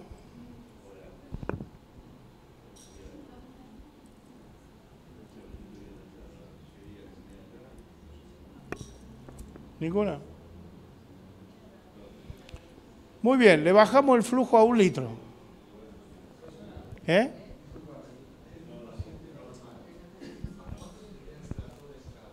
¿Plató? Sí, muy bajo el plató. No, un poco más. Normal, 70 kilos, una cosa así. Y un poquito más. 12, 14, 15. Es bajo el plató. A ver. La complacencia normal es por cada cambio de 1 centímetro de agua entran 100 mililitros de aire. Pero en pacientes acostados, ventilados, etcétera, etcétera, se considera normal 60 mililitros por centímetro de agua, por gradiente de presión de agua. ¿Sí? Más o menos. No, ahí cambió muchísimo. Cambió muchísimo porque primero, más está acostado, ¿no? El obeso mórbido tiene dos problemas. Tiene un problema de complacencia, ¿sí? Porque cae mucho la capacidad respiratoria, y tiene un problema de aumento de resistencia. Porque la resistencia, el volumen pulmonar, tiene mucho que ver con la resistencia también. Si vos bajás mucho el volumen pulmonar, aumenta la resistencia, ¿sí? Entonces tiene dos problemas. Tiene un problema mixto, ¿sí? Entonces, ¿cómo uno lo ventila a un obeso mórbido? Bueno, lo ventila teniendo en cuenta estos dos parámetros, fundamentalmente la complacencia. Y lo otro es cuánto incide el tórax en la complacencia. ¿Y qué tipo de cirugía es? Porque si es una cirugía abdominal, laparoscópica, por ejemplo, la complacencia se te va a ir muy arriba, pero no tanto por problema pulmonar, sino de la caja torácica. Incide mucho más en la complacencia de la caja torácica que en la complacencia pulmonar. Mira, nosotros tenemos un monitor de función pulmonar que se llama FluxMed, yo no lo vendo, ¿sí? Y a veces tiene para usar balón intraesofágico. Bueno, el balón intraesofágico, que tiene sus bemoles, sus críticas, lo que sea, colocado en una determinada posición, es el que tiene una idea de la presión pleural. ¿Sí? Muy bien. Entonces, si vos tenés separado la presión pleural con respecto a la presión alveolar, ¿sí? Porque a fin de inspiración y en plató, vos sabés qué presión tiene el alveolo. Si sabés qué presión tiene la pleura, de esta forma, sabés qué presión transpulmonar tenés. Presión transpulmonar es igual a presión alveolar menos presión pleural. Entonces vos separás complacencia pulmonar de complacencia torácica. Y nosotros hicimos una anestesia, un paciente normal, con un balón intraesofágico en una cirugía laparoscópica. Y vos veías cómo las presiones, tanto pico y plató, se iban para arriba las dos, ¿sí? Obviamente, problema de complacencia. Pero si vos medías la presión, la complacencia pulmonar solamente, no se había modificado mucho. O sea que todo se hace a expensa de la complacencia torácica. ¿Sí? Pero bueno, ya es medio sofisticado tener un monitor de eso dentro de un quirófano. Bueno, nosotros tenemos la suerte de tenerlo, ¿viste? Y en este momento lo estamos usando para hacer reclutamiento alveolar, no con balón intraesofágico. Yo te lo muestro.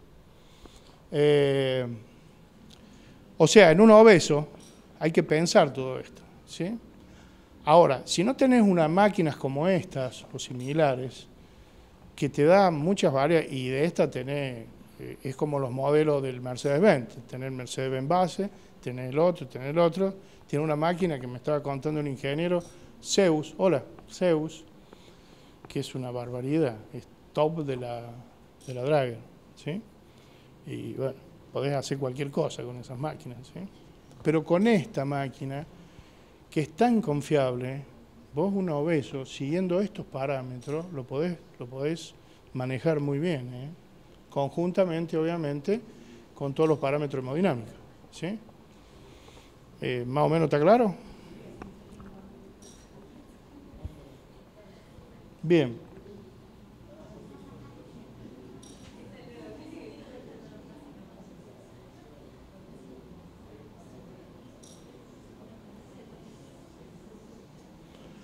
Los modos centrados en la presión, PCB, son estos, ¿sí?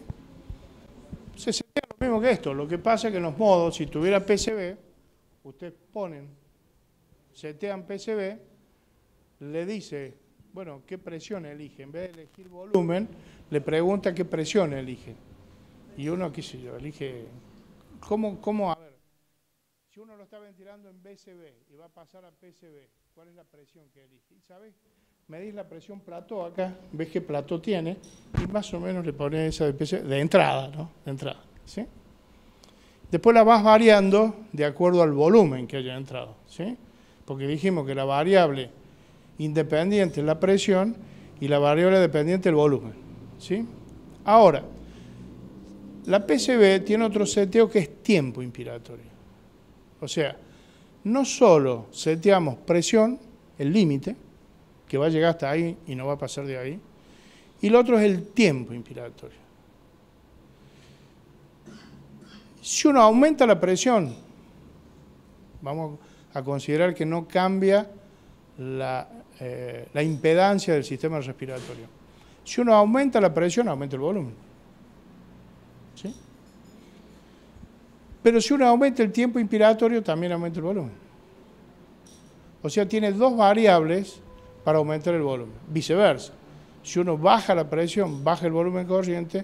Si uno disminuye el tiempo inspiratorio, baja el volumen corriente. Entonces uno va jugando con esas dos cosas de acuerdo al paciente, de acuerdo al tiempo inspiratorio que quiera tener y de acuerdo a la relación IE, ¿sí? Que quiera tener, ¿correcto?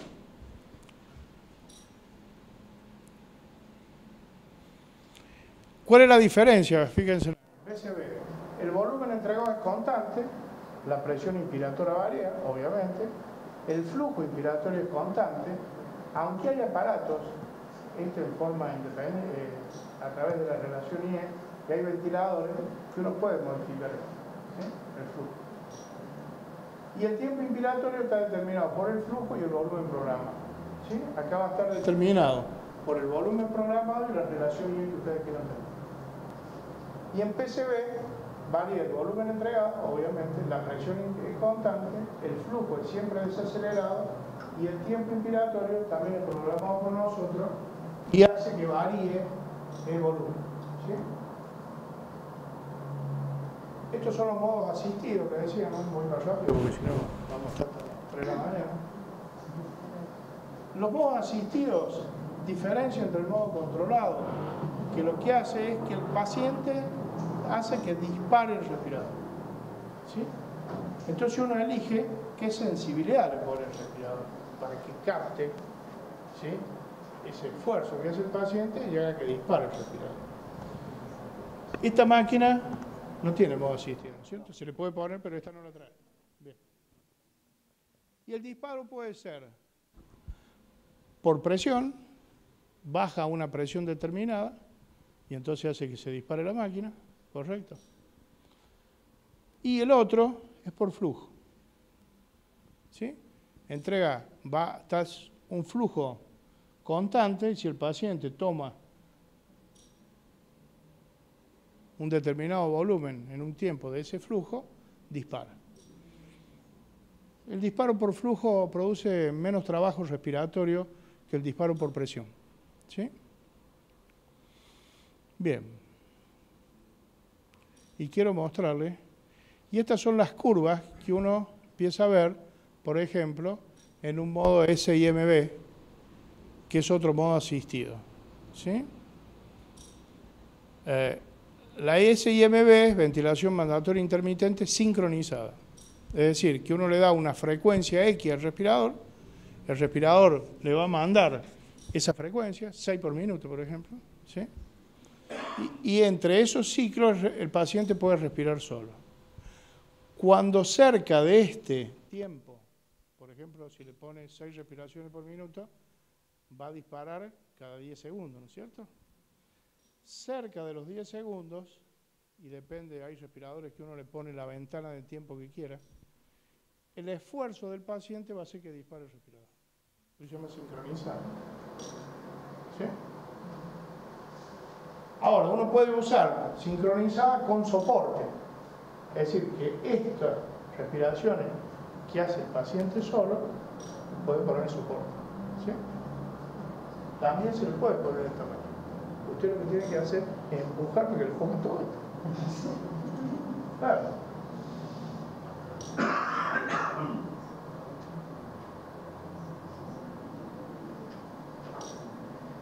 Y el soporte es un modo espontáneo de ventilación. O sea, el paciente determina el inicio y el fin. El modo asistido determina el inicio, pero no el fin. ¿Correcto? ¿Y qué uno setea? Y setea la presión. La frecuencia la va a dar el paciente, ¿sí?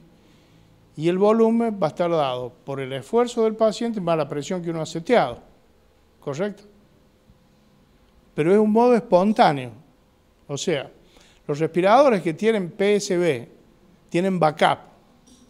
Si uno, en un determinado tiempo de apnea, el paciente no hace ningún esfuerzo, el respirador entra en un modo que uno ha seteado, controlado. ¿Sí? Porque si el paciente dejó de respirar y no tenés backup, ¿sí? Y se murió. Si no te das cuenta, se murió. ¿Correcto? Bien. Uno puede usar SIMB con soporte. ¿Sí?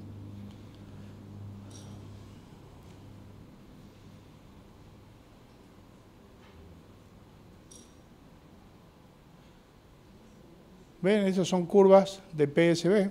¿Sí? ¿Ven los esfuerzos acá que hace que se dispare el respirador? Y uno tiene, los más modernos, tienen dos cosas para el rest time, que es el tiempo de presurización que uno quiere, que no sea ni muy lento ni demasiado rápido, que se adapte al paciente, ¿sí? Uno lo ve por las curvas. Y otro, el ciclado. A ver, los respiradores de antes, o los modos estos de PSB de antes, venían para que el ciclado se produzca cuando el paciente caiga el flujo pico al 25%. Hoy uno lo puede manejar a eso. El ciclado quiero que caiga al 25, al 80, al 50, eso lo pongo yo. ¿Y cómo lo voy manejando todo esto?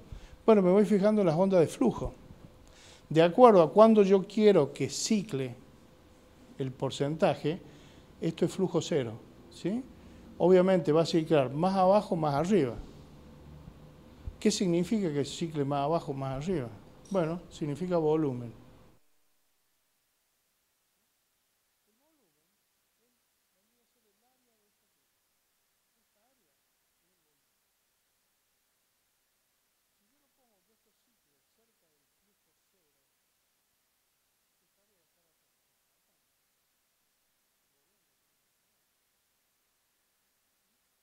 Entonces lo voy a adaptar al paciente, ¿sí? Y a la mecánica del paciente, respiratoria del paciente, ¿sí? En anestesia, todos estos modos, asistidos y espontáneos, ¿se usan? Bueno, depende. A ver, si uno en paciente hace una anestesia general, paciente normal, cirugía sin complejidad, y lo quiere poner en este modo cuando termine la cirugía, y es difícil porque ahí nomás rechaza el tubo y es muy difícil, ¿sí? Ahora, si uno tiene un paciente en transición hacia una terapia o una cosa así, lo pone en estos modos y lo deja al paciente con cierta depresión, que puede ser un opioide, cualquiera de esos, ¿correcto? Pero en anestesia también se puede usar, cuando uno lo va destetando al paciente, los SIMB, ¿sí? Con soporte. A ver, si el paciente tiene poca fuerza, el soporte, la presión tiene que ser mucho más alta. Cuando el paciente tiene mucha fuerza, el soporte es mucho más bajo. ¿Qué soporte le pueden poner ustedes para anular la resistencia del tubo endotraqueal? Vienen respiradores que tienen ATC, o sea, anulan la resistencia del tubo. Para un tubo de 7,5 para arriba, con 7 de soporte, anulan la resistencia. O sea, es como si no tuviera tubo. Bueno, todas esas cosas se pueden hacer. Así que, ¿está?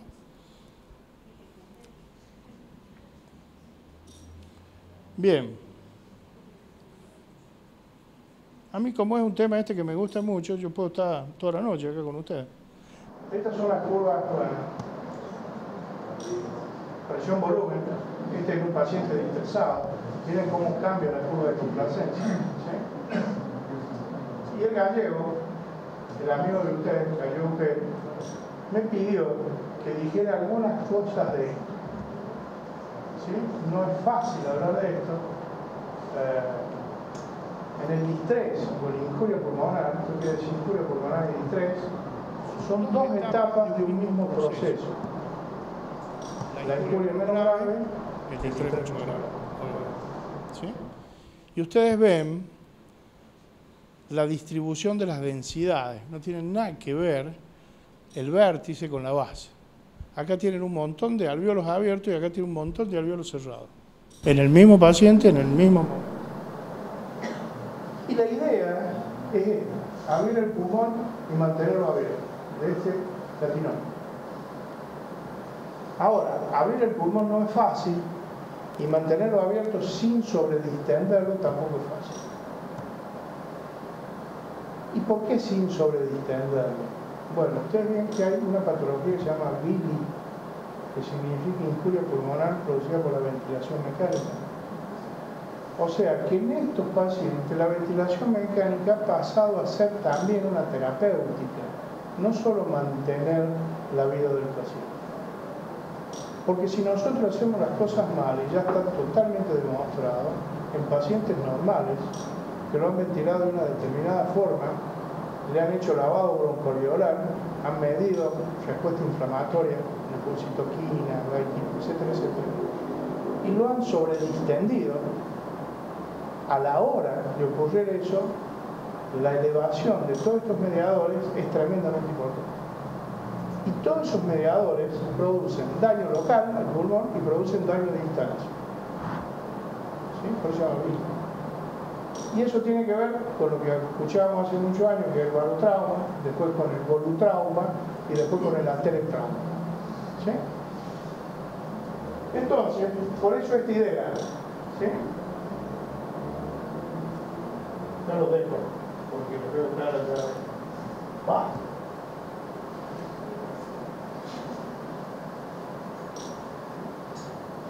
¿Sí? Una patología no homogénea. Hay gradientes de aire y colapso, que ustedes han visto.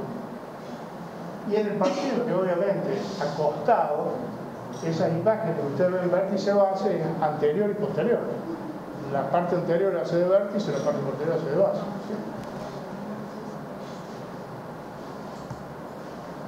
Bien, fíjense ustedes. ¿Sí? Edema, colapso. ¿Sí? Hay mucha presión superimpuesta para las regiones posteriores, y bueno, son tipos de alvéolos, tipo 1 abiertos durante todo el ciclo inspiratorio y expiratorio, con volúmenes pulmonares entre la expiración y la inspiración no tan distintos, tipo 2 también, abiertos durante todo el ciclo, pero con volúmenes mucho más importantes entre la expiración y la inspiración, y tipo 3 cerrados y que se abren durante la inspiración. ¿Sí? Entonces, ahí está el tema, ¿está? Sobre distensión alveolar y de reclutamiento cíclico. ¿Sí? Fíjense en la de sobredistensión. Como esta patología no es homogénea, entonces a la misma presión o al mismo volumen, fíjense en los alvéolos de la parte anterior del vértice, cómo se sobredistienden, y los de la base, cómo se cierran y se abren. Esto sobre ciclos repetidos de apertura y colapso llevan a lo que decíamos recién del milímetro. Y es porque parten de dos líneas distintas de complacencia. ¿Sí? Esta parte de arriba y esto miren de dónde parte. ¿Sí? Ustedes han leído puntos de inflexión inferiores y superiores. Acá estamos capacidad pulmonar total, más volumen se sobredistiende, esto es lo que está pasando acá, y acá partimos de alvéolos cerrados, ¿sí? Y cuando se produce la presión inspiratoria se abren, y cuando la expiración están cerrados. Y esto es del atelectrauma, ¿sí? Cierre y apertura, ¿sí? ¿Saben?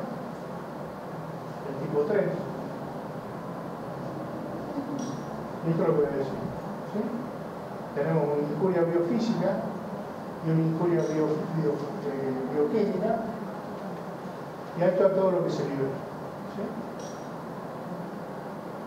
¿Y cuáles son las estrategias? Bueno, estos dos trabajos, que es el de Amato de Brasil y el de World de Estados Unidos, un trabajo multicéntrico, tiene diferencias metodológicas, pero los dos demostraron que con volúmenes corrientes bajos, en alrededor de 6 mililitros kilo, uno usó PIB alto, Amato, y la Network usaba PIB de acuerdo al FIO2, por eso metodologías distintas, pero los dos demostraron disminución de la mortalidad con volúmenes corrientes bajos, 6 mililitros. ¿Sí?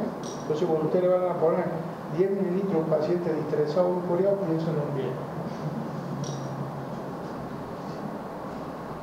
¿Sí? Acá el trabajo de Amato. ¿Sí? La diferencia también entre uno y otro, que Amato hacía maniobras de reclutamiento y ponía PIB por encima del punto de inflexión inferior. ¿Sí? Y esto es lo que hace Amato. ¿Sí? Curva de presión en el tiempo, subía CPAP de 40 centímetros de agua, la mantenía 40 segundos y después iba bajando hasta 2 centímetros de agua por encima del punto de inflexión inferior. ¿Sí?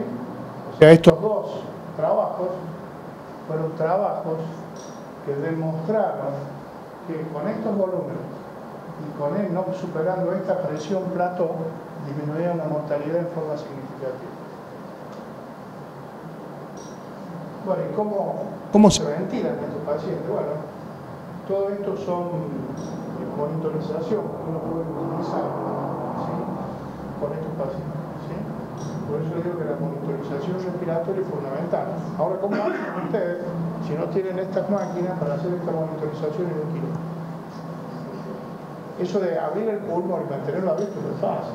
Es lindo decir que resistir, siempre no es fácil.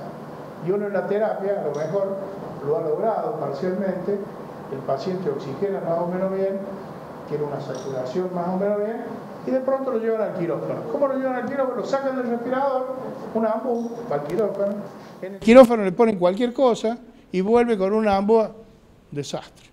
Un desastre, porque no es fácil abrir los alvéolos. No es fácil. ¿Sí? Bueno, ese desastre no puede suceder. ¿Sí? Y para que no suceda,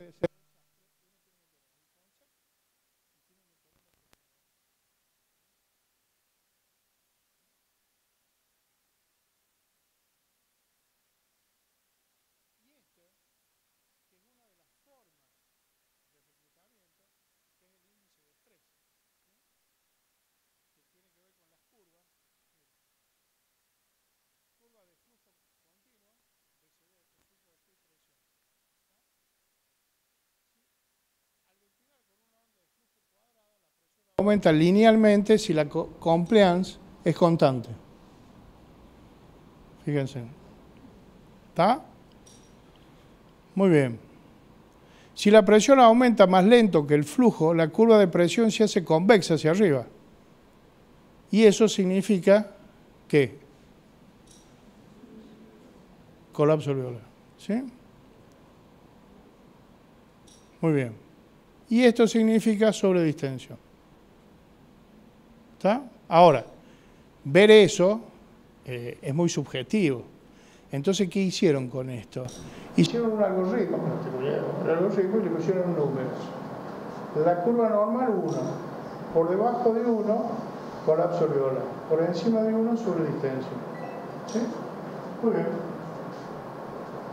¿Ves? Igual a 1 cuando es línea, menor de 1 cuando es convexo hacia arriba. Bueno, sigamos. Y ahí ven ustedes, con este monitor de función pulmonar que les estaba diciendo, estamos haciendo estrés index. Curva de flujo, perdón, curva de presión, curva de flujo. ¿Sí? Fíjense acá el estrés index 0,83. ¿Qué significa eso? Bueno, que todavía hay alvéolos que se pueden llenar.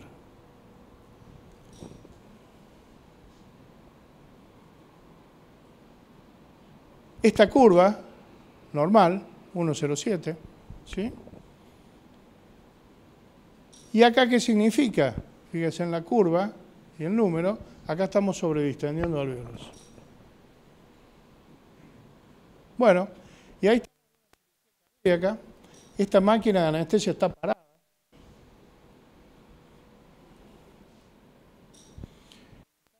El monitor de esta máquina, gasto cardíaco continuo, y acá tiene un bias y vela, es un respirador de terapia. ¿Sí? Y ahí tienen el monitor de función pulmonar. ¿Está? Y acá estamos haciendo índice de estrés a la salida de circulación extracorpórea. ¿Está? Bien. No es que no se pueda hacer con esta máquina, igual que con esta. ¿Sí? Porque uno lo que va variando acá hace una maniobra de apertura pulmonar, como dijimos recién, a lo mejor un poco menos, 35 centímetros de agua, y después va variando la PIP, un volumen corriente de alrededor de 8 mililitros kilo, 7, y va variando la PIP hasta conseguir esa línea del estrés index donde le dice que tiene que los alvéolos ni los ha sobredistendido ni están colapsados. Bueno, nosotros como tenemos en el quirófano este respirador de terapia, lo hicimos con el bias y vela. ¿Sí? Y si después la terapia compró un Engstrom, bueno, unos Engstrom, y lo hicimos con un Engstrom, ¿sí? Es lo mismo, con otro respirador, ¿sí? Esta es otra forma de reclutar, ¿sí? ¿Está? Y este es con el mismo monitor que estamos viendo recién, fíjense, estamos haciendo PCB, ¿sí? Miren ustedes, esto es complacencia dinámica, ¿sí? Esto es volumen corriente, y esto no se ve bien acá. Ustedes ven acá un rojo más oscuro que este, el de abajo. El de abajo es PIP y el de arriba es PIP, presión inspiratoria pico. Y lo de abajo es PIP, presión positiva final expiratoria. A medida que nosotros vamos subiendo el volumen, a ver, en la forma BCB, que es el mismo volumen, si cae la complacencia, le vas a aumentar la presión. En las formas PCB, si cae la complacencia, cae el volumen. La presión es la misma. Entonces la estamos haciendo con presión. Y fíjense en ustedes cómo vamos subiendo la presión, ¿sí? La complacencia dinámica mejora el volumen corriente, mejora la complacencia, esto es PIP y PIP, le vuelvo a repetir, ¿sí? Fíjense en la secuencia. Vamos subiendo, ¿sí? La presión inspiratoria pico, ¿sí? La PIP, va mejorando la complacencia y fíjense cómo mejora el volumen corriente. ¿Sí? Quiere decir que estamos abriendo alvéolos. Si yo sigo subiendo esto y esto no se me modifica más, como pasa acá, o tiende a caer, estoy sobredistendiendo alvéolos. Entonces tengo que parar porque ahí estoy produciendo daño pulmonar. ¿Sí? Bien, esto, que acá es fácil de ver porque el monitor lo hace, se puede hacer con una máquina, así. Y si ustedes van siguiendo la presión y el volumen, ¿sí? Y tienen curvas de complacencia, es muy fácil seguir. ¿Sí? Ahora, acá, ustedes vieron los primeros trabajos, eso que dijimos que habían demostrado disminuir la mortalidad. Bueno, si ustedes están usando 6 mililitros kilo y van subiendo la PIP, ¿sí? Y la presión plató no sube por encima de 30 centímetros de agua, ustedes están seguros que no están produciendo daño pulmonar, sino que pueden estar abriendo alvéolos. Si la presión sube más de eso, pueden sobredistender alvéolos. La PIP ha demostrado disminuir la mortalidad a diferencia del volumen corriente. No. Fíjense en todos estos trabajos de todos estos años y ustedes ven que el volumen corriente sí ha demostrado eso, pero esto, PIP alto o PIP bajo, no ha demostrado, ¿sí?, disminuir la mortalidad. Y ahora se está hablando también de la presión de distensión. ¿Qué significa la presión de distensión? Es la diferencia que hay entre la presión pico y la plató.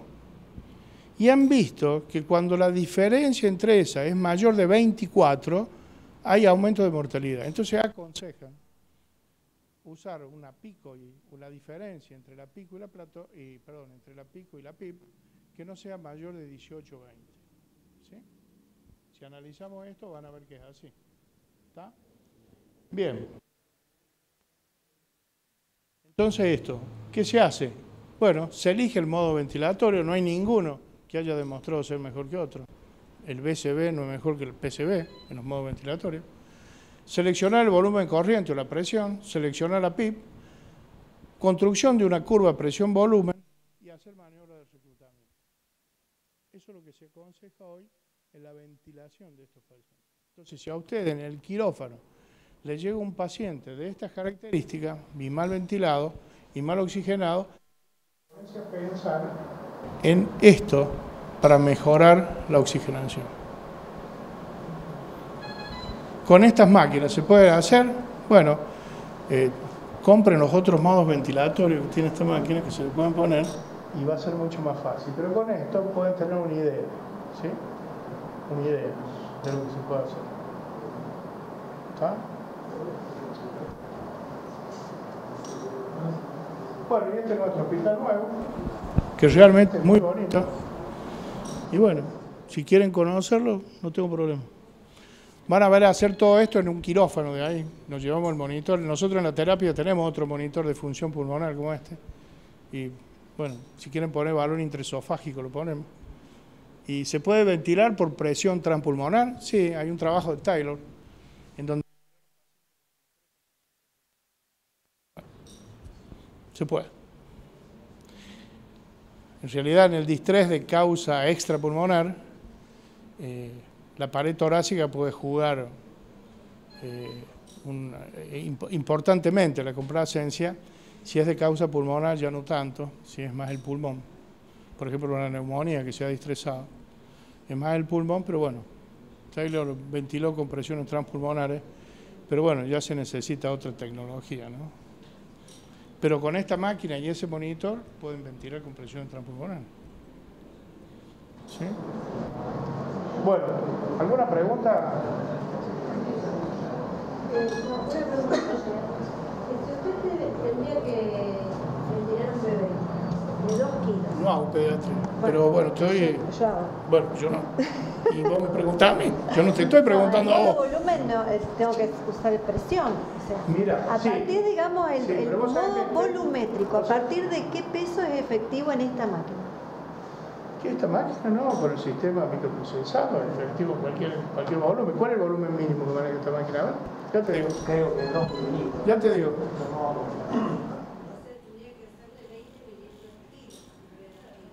20, mira. 20. 20.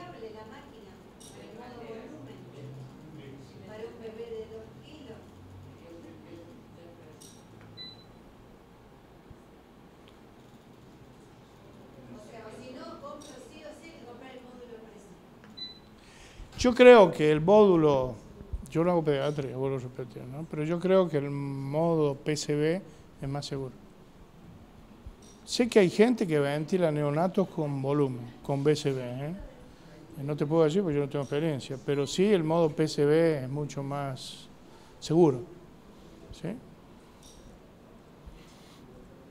Porque vos elegís la presión y te va dando los volúmenes con esa presión y el tiempo inspiratorio, ¿viste? Y con eso estás segura de que no sube de esa presión y del volumen que te está dando con eso, ¿sí? Aparte el flujo es desacelerado, nada que ver con este flujo cuadrático. Decirle que compren vos PCB. Escúchame, gastan tanta guita los políticos en ir, volver, ¿viste? Las campañas políticas. Y bueno, y hay que presionar de otra forma.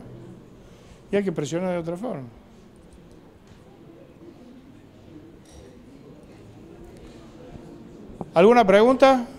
¿Ninguna?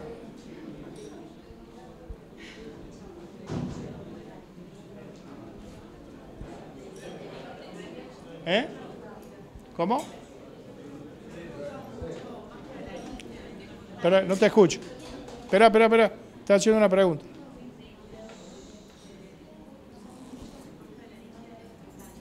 Máscara laringea, sí. Y bueno, con esto lo podés hacer tranquilamente. Necesitas el módulo que te traigan SIMB o soporte, ¿viste? Porque este lo único que tiene es BCB, controlado por volumen. En esta, pero no quiere decir que no le podás poner los otros, ¿viste? Se está usando ventilación, hay trabajo de ventilación no invasiva en anestesia. La máscara. Pero obviamente una ventilación no invasiva para cirugía de miembro, ¿viste? Una cosa así. Pero bueno, hay trabajo de ventilación no invasiva. Te tenés que comprar una máscara, ¿sí? Que te adapte bien. Pero hay.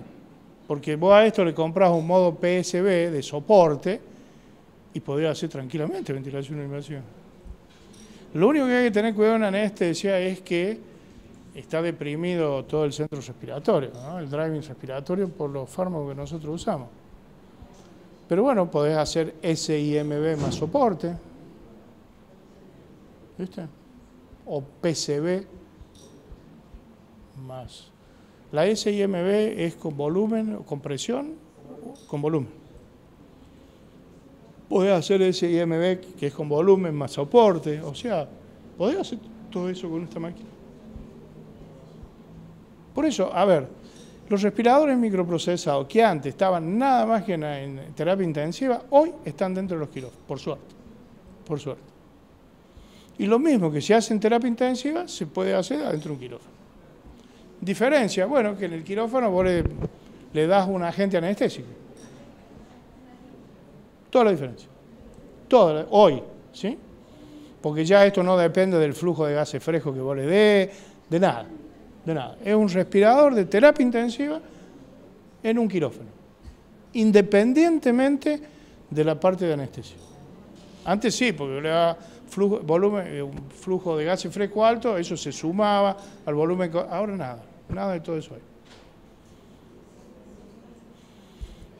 Entonces hay que meter toda esta tecnología en los quirófanos y bueno, y tener la experiencia y el concepto de los modos ventilatorios y esas cosas. Pero hoy la anestesia, por suerte, está equiparada en ventilación mecánica a la terapia intensiva. Las terapias intensivas salen por la anestesia en el mundo. Ustedes saben la historia de la terapia intensiva. La anestesia es el papá de la terapia intensiva en el mundo. Así que cuando los terapistas le digan algo, cállate hijo, le tenés que decir. ¿Viste? La terapia intensiva en el mundo sale de la anestesia. En Europa, Alemania, hay muchos países, los Países Bajos, tienen los anestesiólogos, son los que manejan las terapias intensivas. En Estados Unidos, cuando se forma la Sociedad Americana de Terapia Intensiva, más del 70% eran anestesiólogos. Hoy ha caído mucho porcentualmente. Le conviene más tanto los quirófanos, igual que a nosotros, ¿viste? Pero toda la terapia es de anestesia. Que después la haya ido derivando a otras especialidades, bueno. En la Argentina nunca se ha dado eso. En Argentina empezaron siendo los cardiólogos, los nefrólogos, los clínicos. Y de hace poco está la especialidad terapia intensiva, ¿sí? Entonces nosotros, los anestesiólogos, la hemos perdido. Porque acá no la vamos a revertir más. Eso. Pero la terapia es un apéndice de la anestesia. Y hoy, vos fijate, todas las cosas que se usan en terapia se usan en anestesia. Los monitores hoy multiparamétricos, con todo están en los quirófanos, de alta complejidad, obviamente. O sea, ¿qué es lo que es un paciente en un quirófano? Y es lo mismo que una terapia. Lo mismo, un paciente complejo, ¿no? Lo mismo. Lo que pasa es que va a un quirófano porque en ese momento necesita que le hagan una cirugía, pero es una secuencia de toda una enfermedad. ¿Sí? Que pasa por el quirófano, después se va a la sala de terapia y se va de alta o a otro lado, no lo sé, ¿no? Eso. Y después es lindo relajarlo los terapistas y decir, mira, yo lo estoy ventilando así con estas máquinas. Los matas. Le da bronca, le da bronca. Porque a diferencia de los anestesiólogos, yo hago las dos especialidades, pero bueno, la especialidad mía es la anestesia, ¿viste? Si tengo que elegir. Pero los terapistas son muy distintos a los anestesiólogos, ¿viste?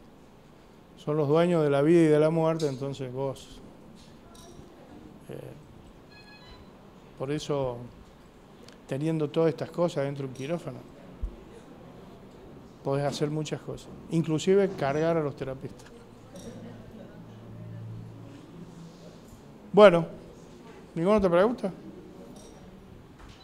Gracias.